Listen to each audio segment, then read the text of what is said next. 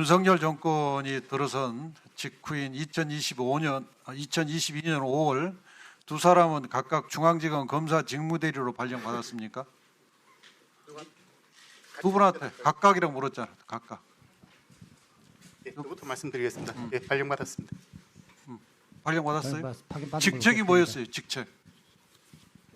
공판 5부의 부부장이었나요? 예, 부부장이었습니다. 공판 5부 부부장. 예.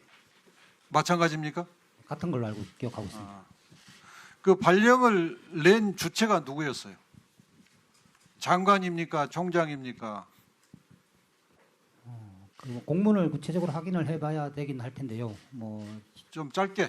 제가 알고 있기로는 아마 그때 당시에 제가 부산 서울 동부지검 소속이어서 아마 그런 경우에는 통상적으로는 그 고검장님 손에서 이렇게 자, 파견이 모르고 되는 걸로 알고 그다음에 있습니다. 어미준 증인은 저는 정확히 잘 모르고 있습니다. 모른다.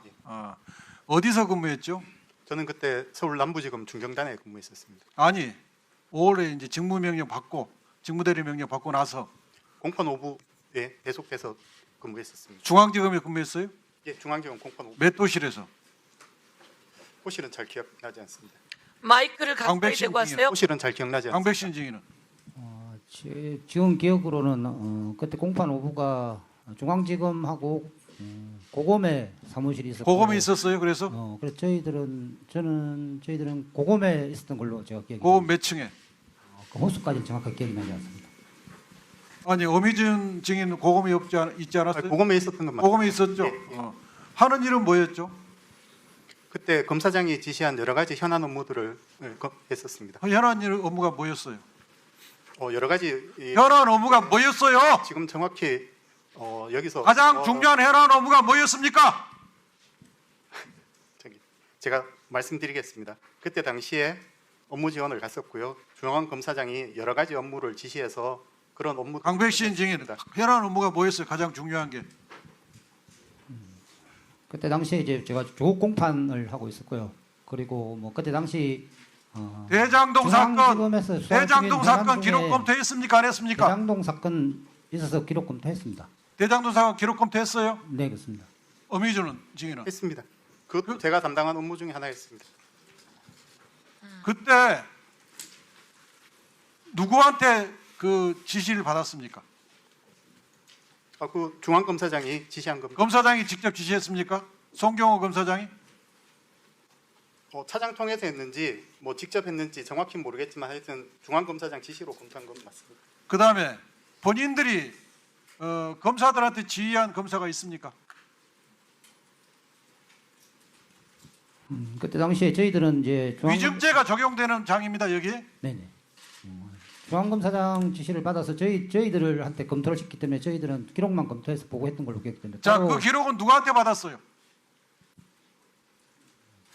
그것까지는 정확하게 기억이 나지 않습니다. 그 기록은 종이 기록으로 받았습니까? 파일로 받았습니까? 그 부분도 정확하게 기억이 나지 않습니다. 어미준 증인. 저도 정확히 기억 안 납니다. 종이 파일 봤던 기억은 나고요. 예. 파일을 뭐 어떻게 USB로 받았습니까? 아니면 온라인상에서 어떤 사이트에 접촉해서 그건 들어갔습니까? 잘 기억나지 않습니다. 강백신 증인. 그 부분은 정확하게 기억나지 않습니다. 혹시 7월 달에 반부패 1부하고 3부에 배치됐던 정일곤, 이주영, 박성진, 이종관, 김경환, 송보영, 또 호승진, 홍상철, 김영석, 송민주 이 검사들도 그때 같이 직무대리 명령을 받았습니까?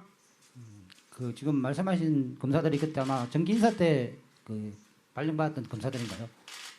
5월 달에는 같이 안 받았어요? 5월 달에는 같이 받지 않았습니다. 그럼 두 사람만 서울고검에 있는 공판검사실에 부부장 검사로 배치된 거예요? 네, 그랬던 걸로 기억이 됩니다.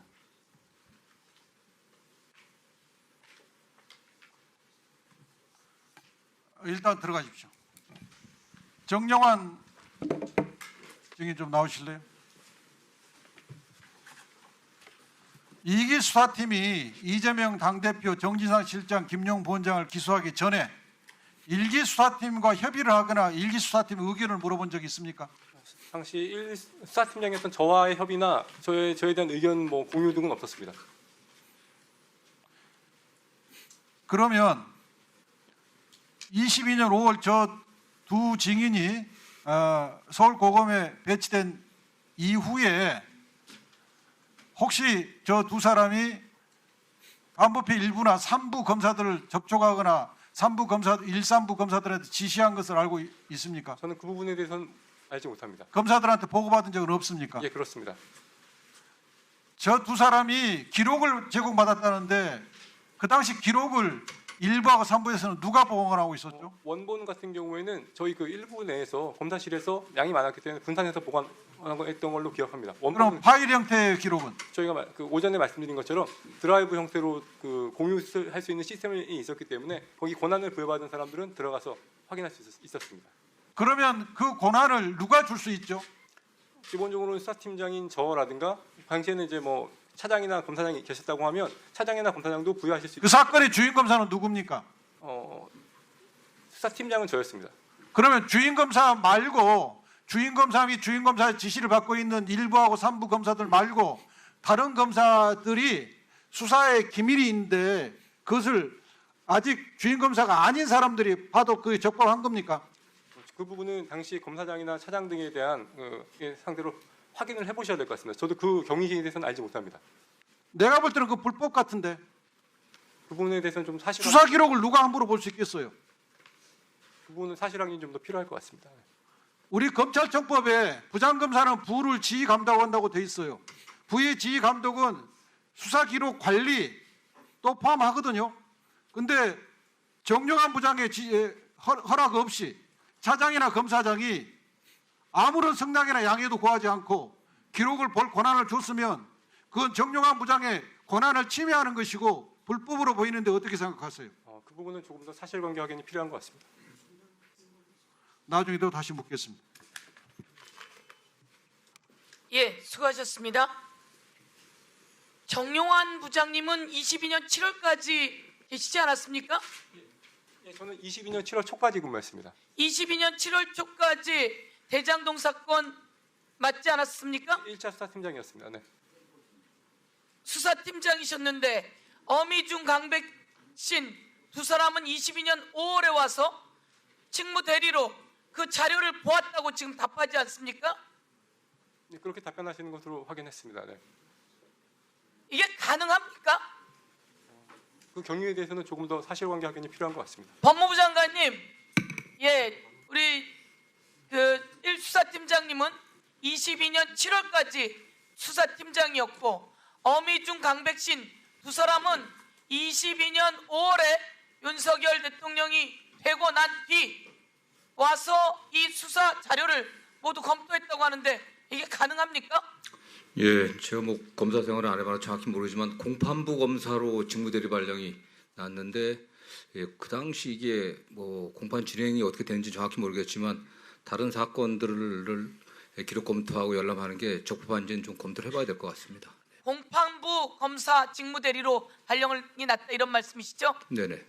예, 있을 수 없는 일입니다.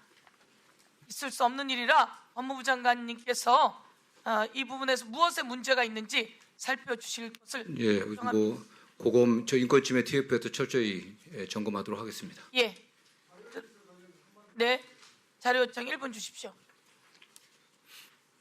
매우 중요한 포인트가 지금 종이 기록은 정용환 부장이 부에서 가지고 있었던 것 같아요. 네. 그러면 그 드라이브에 들어있다는 그 접속 권한을 어떻게 부여받았느냐? 아마 저 두 증인은 접속 권한을 부여받은 것 같아요. 그럼 누구한테 접속 권한을 받았고 언제부터 접속을 했는지가 기록이 있을 것 같거든요. 그건 그 드라이브는 검찰의 공식 드라이브겠죠? 검찰청에서 관리하는? 그 부분은 조금 더 확인을 해봐야 될 것 같습니다. 네. 그 장관님과 저 총장 직무대행께서는 이 부분 자료를 제출해 주십시오. 드라이브 접속 권한을 누가 저 두 증인한테 부여했고 언제부터 저 두 증인이 드라이브에 접속해서 기록을 받는지 그걸 확인할 수 있는 자료를 제출해 주시기 바랍니다. 예, 어쨌든 뭐 고검에서 우리 정용환 검사장이 조사를 하고 있으니까 엄밀히 조사해 갖고 보고하도록 하겠습니다. 네. 예, 수고하셨습니다. 다음은 더불어 150만 구독자와 함께 걸어온 민족 언론 서울의 소리. 우리는 오늘 새로운 얼굴로 새로운 마음으로 다시 출발합니다. 탄압과 내란의 혼란 속에서도 멈추지 않았던 이유. 국민이 주인인 나라, 민주시민의 목소리, 국민 주권의 시대를 지키기 위해서였습니다. 이제 서울의 소리는 더 넓은 무대로 나아갑니다. 언론을 넘어 영상과 소리, 현장과 기록이 살아 숨쉬는 새로운 멀티미디어 저널로 다시 태어납니다.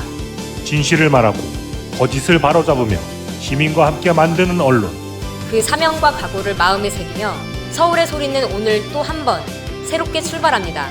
함께 걸어온 길처럼 앞으로의 길도 시민 여러분과 나란히 가겠습니다. 서울의 소리, 우리가 다시 시작합니다.